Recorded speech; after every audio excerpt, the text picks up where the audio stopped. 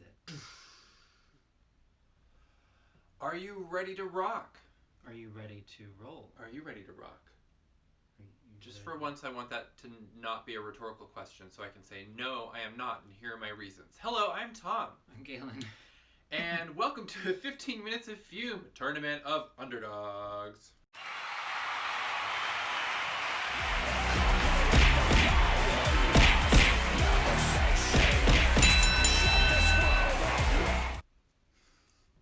We're always just like thrashing to the imaginary music, you know? Is wearing perfume not a form of thrashing to imaginary music? That was a rhetorical question. We haven't done a tournament video in a few moments because we were busy creating all sorts of other video content for the lab and doing the Lilith release, and gosh, you know, sometimes it just all starts to feel frighteningly legitimate. It's exciting to see that people are watching and commenting and rooting for their favorite perfumes, or they think that our dumbasses are funny, which is always nice. I think you're funny. You think I'm funny. That's usually as far as it goes. But we have so much more fruitless, pointless perfume judging and commentary left to get to, even just here in the end of round one of the tournament. I feel like I've said a mouthful. Yeah. So today we have, as usual, two tournament matchups to walk you gently through, involving some of people's beloved signature fragrances from BPAL's general catalog that tut have not been performing well. And so we're here to smell and see if we can figure out why and see which ones we personally arbitrarily consider to be the standouts. And first up in today's matches is number 93 Engine versus the Little Wooden Doll. So in case you're brand spanking new here, the number 93 Engine is from BPAL's Steamworks collection, which is a small mini general catalog collection of perfumes that have a sort of like steampunk clockwork, you know, what's the word I'm looking Theme? for? But describe it. What is it? Like, we're talking, I don't know. it's like Becky Lynch, the Becky Lynch collection before she became the man. That's actual wrestling reference for, you know, our crowd. A lot of people might not get that. Yeah, look, Google it. The scent notes are balm of Gilead, benzoin, frankincense, balsam of Peru, beeswax, saffron, galbanum, calamus, hyssop, mastic, lemon balm, and white sage. That's a lot of stuff. Okay, It let's sure see. is. Whew, bright and shiny. From the Engine thing, I would have thought it would be more like gunky and metallic and just more like some kind of workshop. I don't know. This is like everything's polished, very bright. It's like bright and brassy and golden. It definitely has like there's a steaminess to it and like a resinous oily quality because of, I'm guessing, the balsams and the galbanum and various things, but like the lemon balm and white sage really makes it seem like a very clean and tidy workshop. Or engine. And the engine that such a workshop would produce. I'm mostly smelling beeswax. It's nice to have the frankincense taken out of like a churchy place. Yeah, I think frankincense is outnumbered in this one. It's like, you get to be a supporting role in this. I'm so sorry. It's just like, it's very resinous and very herbal, and it has a kind of an old world quality to it. So it is, you know, technology from a former time. Mm-hmm.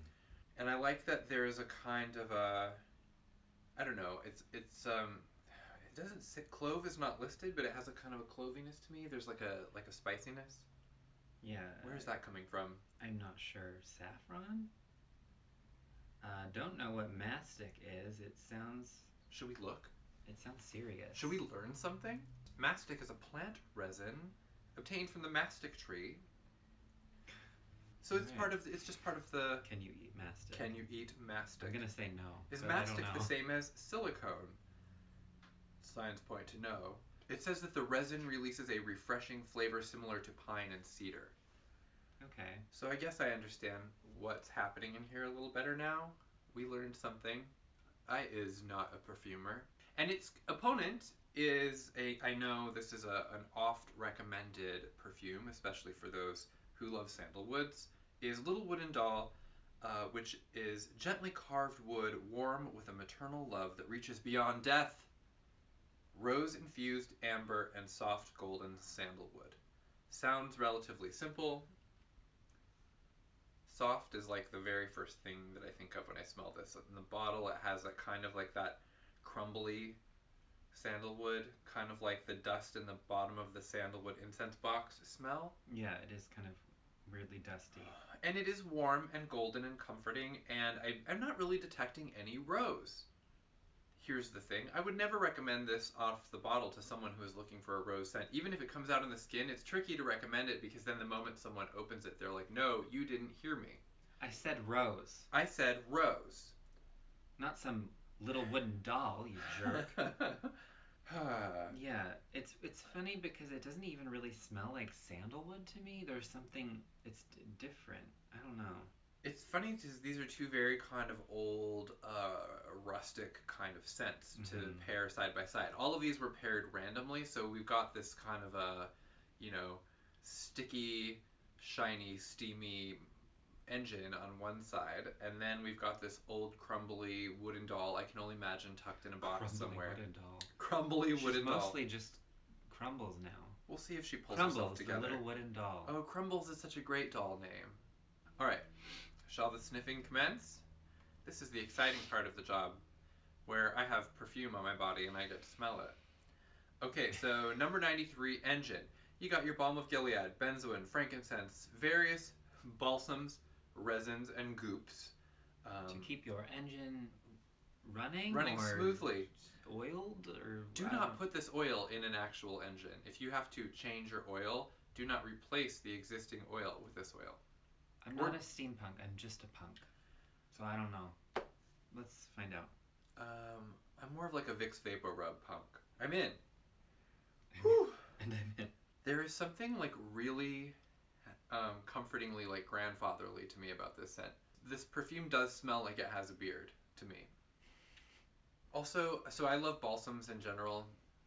I'm fascinated by them, and I don't, I guess, wear a lot of perfumes that like have the balsam, but I love to smell it because it actually reminds me of something from my youth. I don't know if it's like something farm related or whatever. But I have to say that the sage and the lemon balm on the skin, relatively fresh, are really kind of like coming off in waves, which keep this from being just like a goopy resinous thing and like really build in some like depth and layers. So it's like, at a glance, it's just kind of bright and shiny, and then kind of like there's no downward limit to how far you can go and wallow in this scent. Do you smell the beeswax still? I do, and that's like mostly what I'm getting, and I know that I tend to amp that note. I can barely get it on me.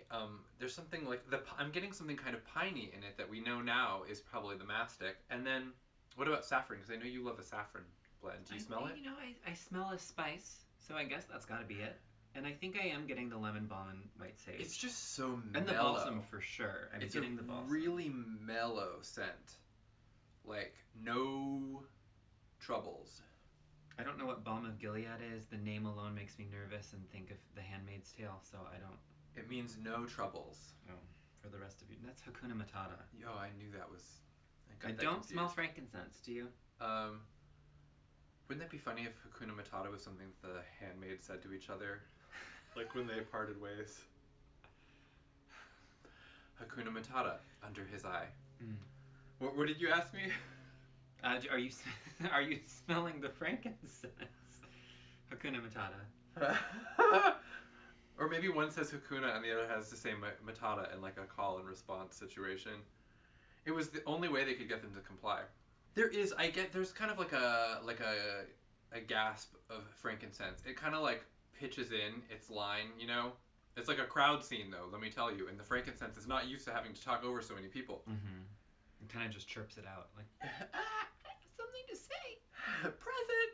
I like this because of how much beeswax I'm getting, because I just do not mind smelling like beeswax. Yeah, I'm like waxed and polished and spiced and spruced and like ready to... Your engine is My engine running? is all warmed up. Okay, so how does it stack up against Crumbles? Crumbles, the little wooden doll. Crumbles, the little wooden doll. Sorry, we're rewriting the fairy tale that this is based on. Yeah. Well, to me, this smells almost identical to how it did in the bottle. Yeah. So did the 93 engine did too, but it's kind of like unfolding. Branching out, yeah. This is just more of a simple combination. Louder. Overall. It's just the same note, but like played louder. This is like you're in an attic and you open up an old trunk. Yeah, there's like a Nag Champa quality to it. Are you getting that? Yeah, it must be the sandalwood, just to kind of have that incense quality and the amber. I can't tell if I'm gaslighting myself or if there is indeed like a hint of rose, but it's not like a really like floral sort of botanical rose. It's more of like a rose perfume, if that makes sense. It has still on me like a soft and powdery quality and very incensey. It seems like it would wear closer to the skin. So it is definitely inviting and comforting, and I can see this being relaxing. Did you say opening a trunk? You said that. Yeah, this is like what you hope the trunk will smell like when you open, and not like not mothballs. Like, wow, something had babies in here.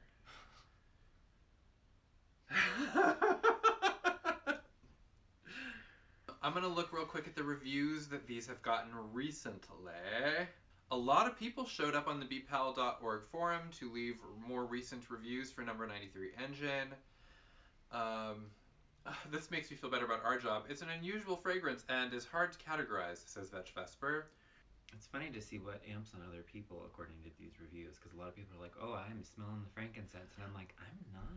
It's very validating, though, to see, like, the range, like, everyone's, like, someone's, like, the first, so Niffler says, first sniff in the imp is lemony, second is spicy. Sage and balsam lead the charge, with frankincense not far behind, but from there I can't separate individual spices. Believe me, I tried.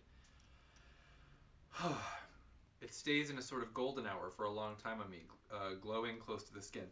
Oh, the I like glowing that. is actually a great description for what I'm experiencing now.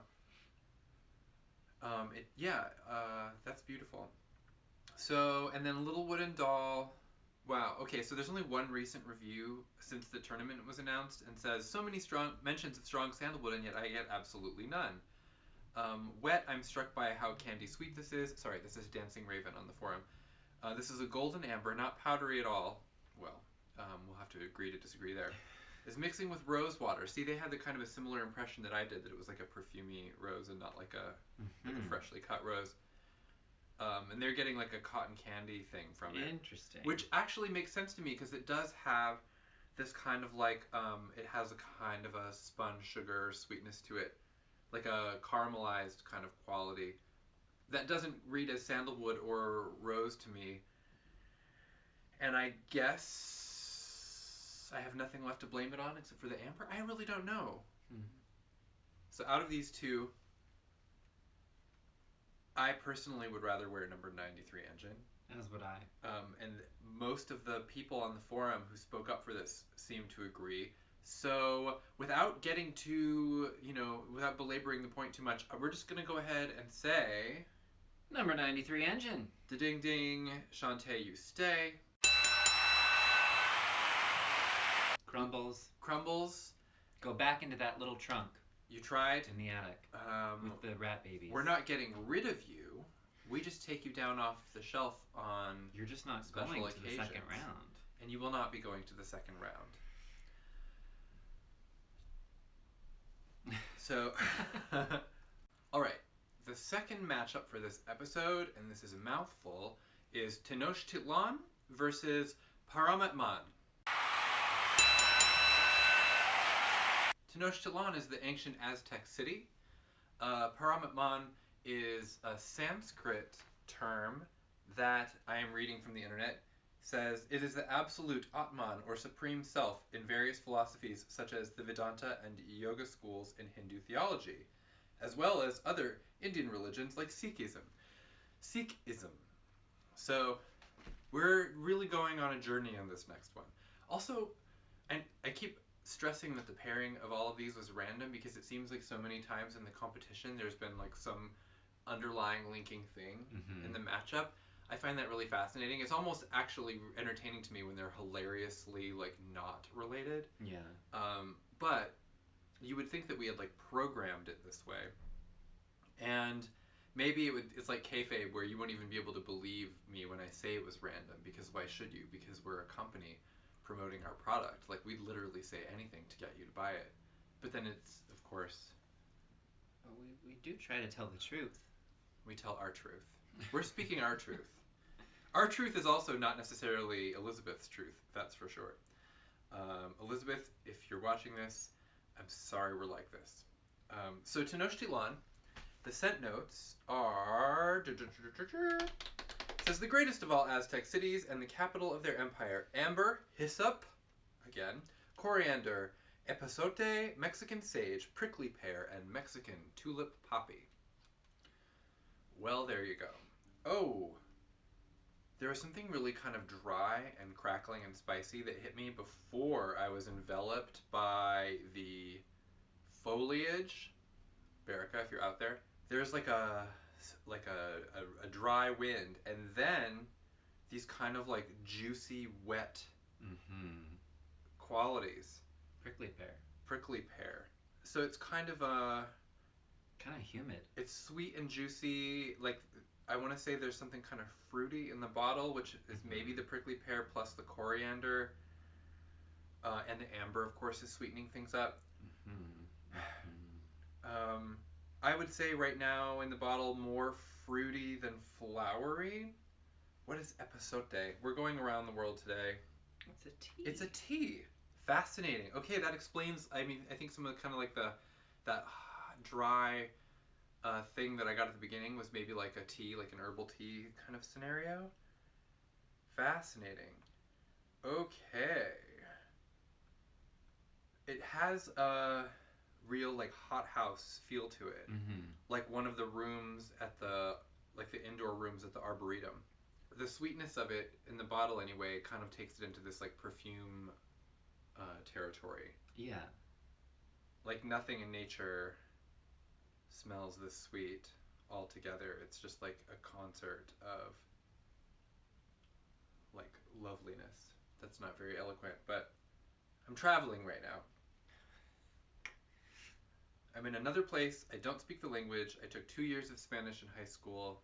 The teacher hated my guts. And at the end of Spanish 2, she said, I would love to see you in Spanish 3 next year if you mature some over the summer. And I said, oh, I would love to take Spanish 3 if they get someone else to teach it.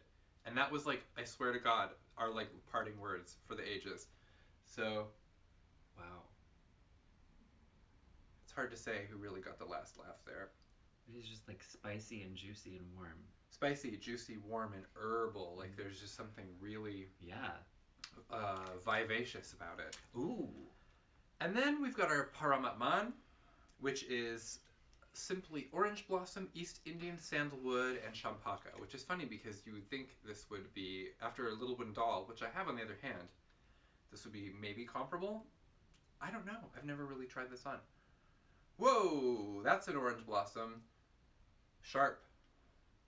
I love that sharp orange blossom smell, first of all. This smells like sandalwood to me, whereas the Little Wooden Doll did not. Remind me to put this in a scent locket later, because regardless of how it smells on the skin, this is what I want to smell. Wow, and yes... I'm smelling all three of these. The sandalwood is really dry and more like woody and sandalwoody, like traceable. This is the sandalwood I know and love. Yeah. And then the champaka is just probably going like la la la in the background somewhere, and I can barely hear it. I think it's just kind of... I can hear it.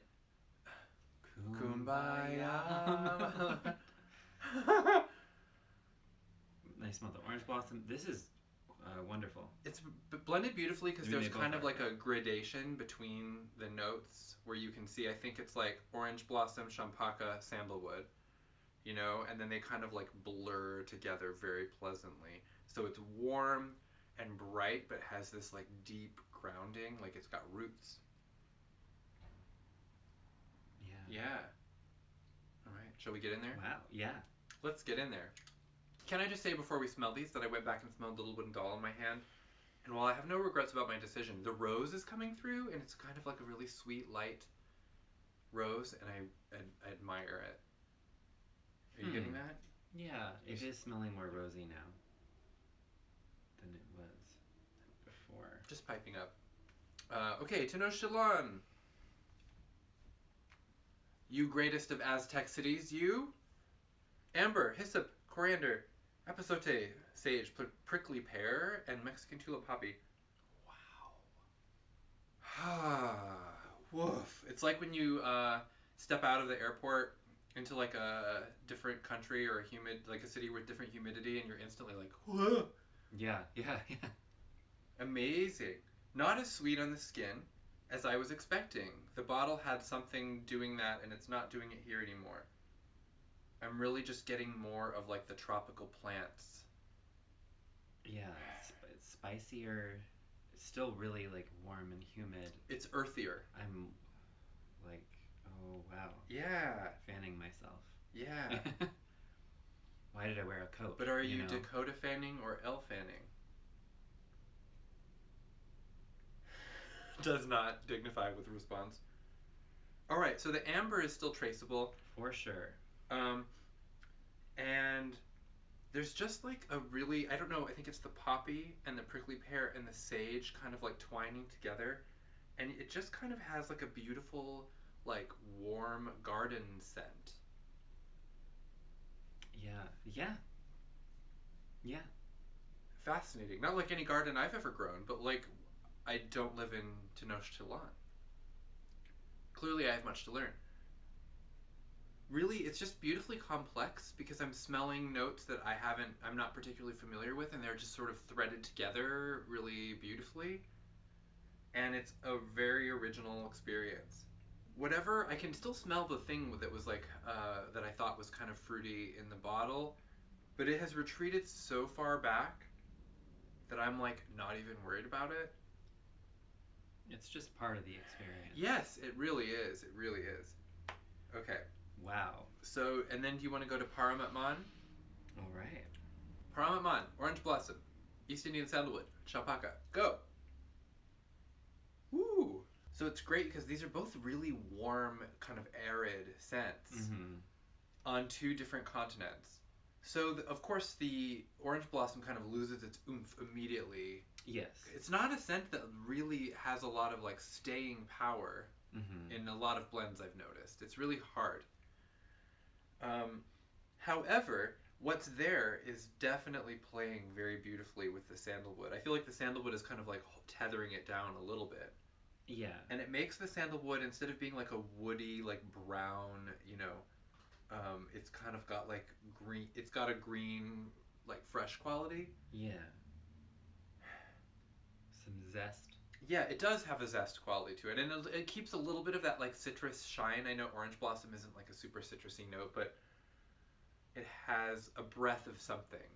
And I feel like the Champaca is just really blending in with the sandalwood. It is. It's not standing out too much on its own. It kind of helps the sandalwood, instead of being like a one-note experience, to be like a two-note experience, you know, so that you've got like an actual chord going on. It's kind of what makes it like a fragrance, instead of just like some oils slopped together. Because I could do that, and I would not have the nerve to try to sell it.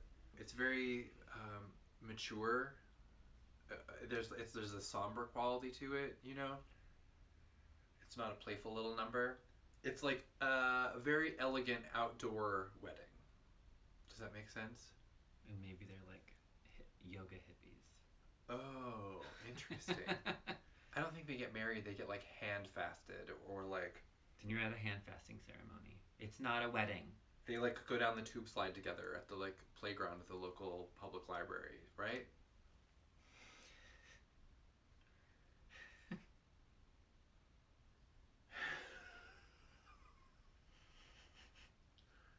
All right. I would be so annoyed if I was invited, but...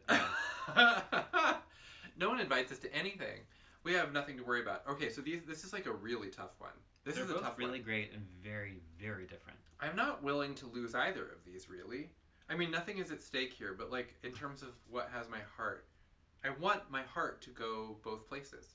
How do you feel? Do you have a vote, or are you torn? I'm going to be voting for Paramatman. I'm torn. So before I vote, I'm going to look at the forum and see what we've got. Oh, that reminds me. Somebody... Early on in the tournament, someone posted a tribute to Paramatman on Instagram. Aries Gaia. They said skin test required. And they said that they traced neroli in the scent, which is an interesting analysis. Morphs into delicate orange blossoms shimmering in a warm spring breeze within moments on the skin. White floral aroma expands with complexity from velvety champaca petals grounded by the warm glow of precious sandalwood. That tracks with what we've said. And then looking on the forum, Dead Leaves on the forum says, I don't care that we aren't even through round 1 of the Tournament of Underdogs. This is my pick for the winner. I love that spirit. They say, I love this blend. It's one of my go-to summer scents, though I love it year-round. This is for Tenochtitlan. Did I already say that? I don't know, but if, you know. Okay. We'll keep that in just in case. It's funny because people are interpreting Tenochtitlan as like apple. I guess there's like because of that fruity note, and they don't really. I will go out on a limb and say that they just don't really know what they're smelling, because a few people have mentioned apple on this. It's like next to Paramatman, it's much sweeter. Tenochtitlan is sweeter, even though it doesn't smell particularly sweet to me when I smell it alone. Then I wander down to the other one, and I realize how much sweeter it actually is. Yeah. It's just so unusual. I would really hate to vote against it, especially because Dead Leaves is determined that it will be the winner. That being said, Paramatman is the one out of these two that I would be much more likely to personally wear. Yeah, that's why I picked it. They're both just sort of lovely and complex. Dang. Okay, well, someone's going to be real mad at me, but I'm afraid that I also have to vote for Paramatman. And I'm a little worried because we haven't disagreed on one in a while. So I'm like, have we officially like been cooped up together too much? No, I think yes. We'll disagree eventually. There's always round 2. There is theoretically round 2 if we can get there. All right, we're gonna call this one for Paramatman. Ding, ding, ding. We're calling it. Pinned to the mat, Tenochtitlan. You put up a mighty fight. I have so much respect for you as a competitor, and I wouldn't want to go up against you, that's for sure. However, all of the gold goes to Paramatman. If you smell Little Wooden Doll and Paramatman side by side, you can definitely smell the rose because it's like the differences I'm smelling the rose now, stand out. When you've got a similar note, all you can smell is the difference. Well, that is all of the minutes of fume we have left for the day. Thank you for listening to us blather about perfumes that were released many years ago, which we hope some people will rediscover and others will dig out in their drawer and, relish during a difficult moment in the days to come. We only have 2 episodes left in round 1, by the way. Next episode, we're going to be smelling Queen Alice versus SERAPHIM, and Matahari versus TUSHNAMATAY. I'll find out what that means then. Oh, and I'm supposed to mention this in literally every communication lately, is that the lab this year, because of the COVID problems and the postal system, we are not going to be able to guarantee shipping by Christmas for certain stuff. Like, we are going to do our best, obviously, but we can't offer the same guarantees in the past, whereas if you buy by this date, we'll make sure you have it in time for Christmas. We can't do that the same way this year, so Beth asked me to let everyone know to do your gift shopping early so that we can make sure that you get it. So, okay, thanks everyone. Signing off. See you next time. Tournament of Underdogs!